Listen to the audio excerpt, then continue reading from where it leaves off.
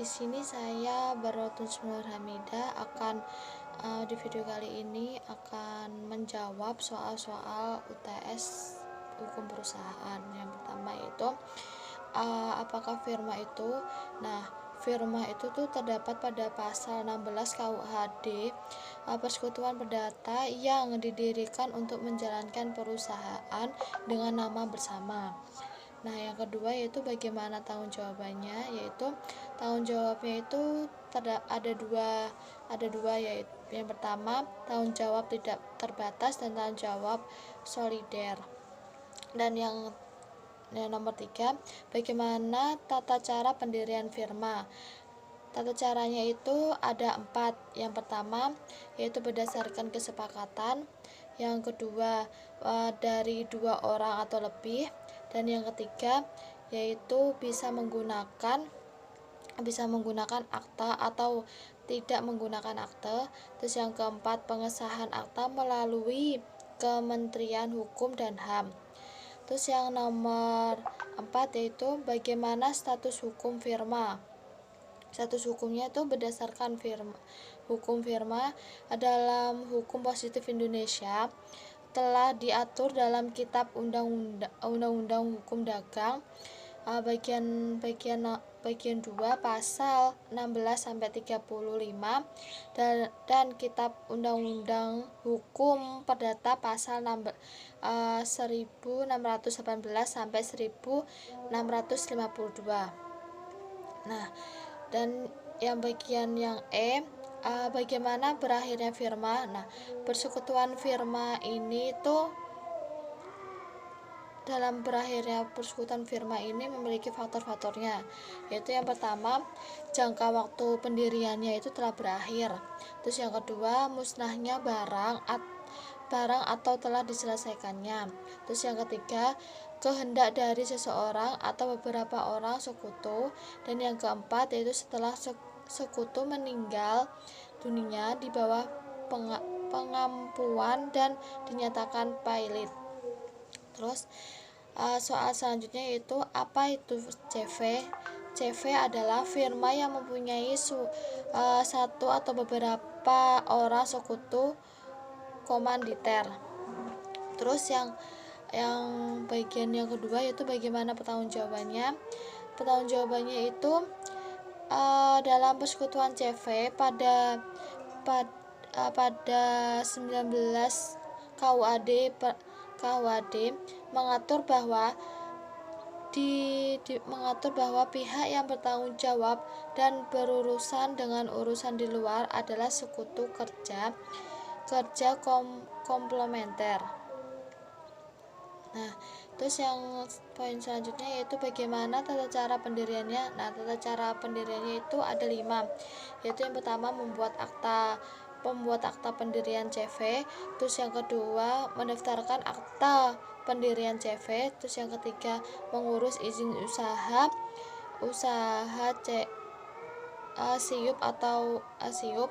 Terus yang keempat yaitu mengurus tanda daftar perusahaan. Terus yang terakhir yaitu mengumumkan ikhtisar resmi di sosial. Terus yang poin selanjutnya bagaimana status hukumnya itu diatur dalam KUHD pasal 19, 20, dan 32 KUHD. Terus yang poin yang selanjutnya itu bagaimana berakhirnya CV. Berakhirnya CV itu terdapat pada pasal 31 KUHD dengan cara harus dilakukan dengan kata otentik,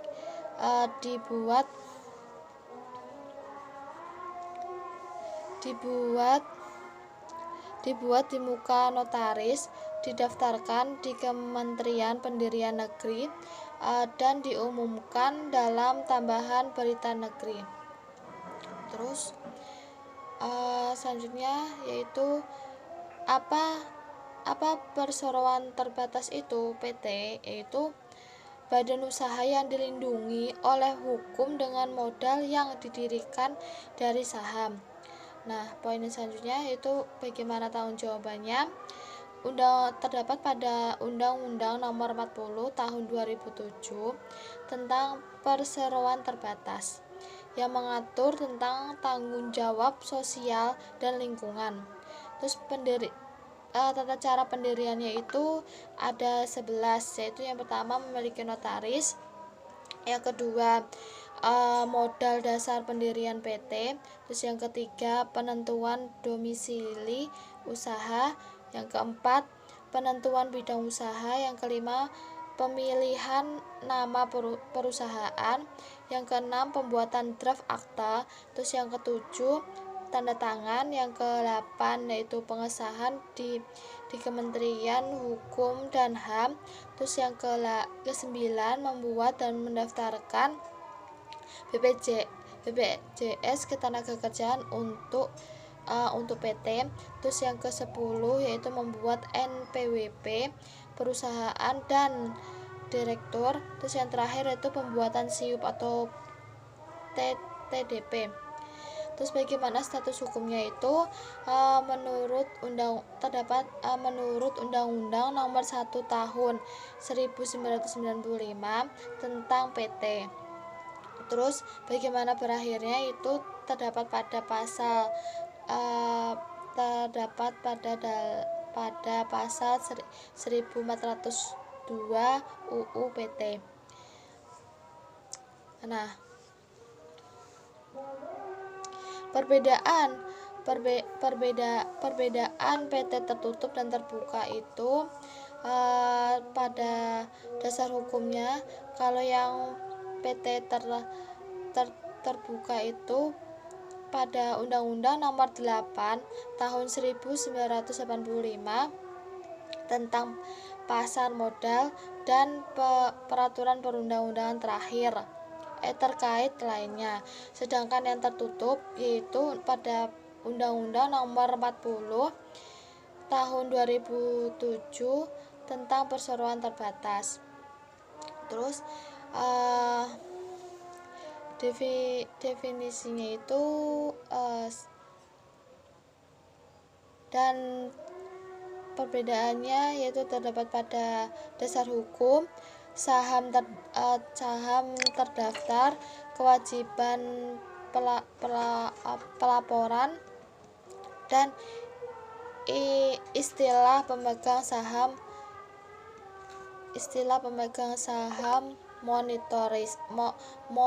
minoritas.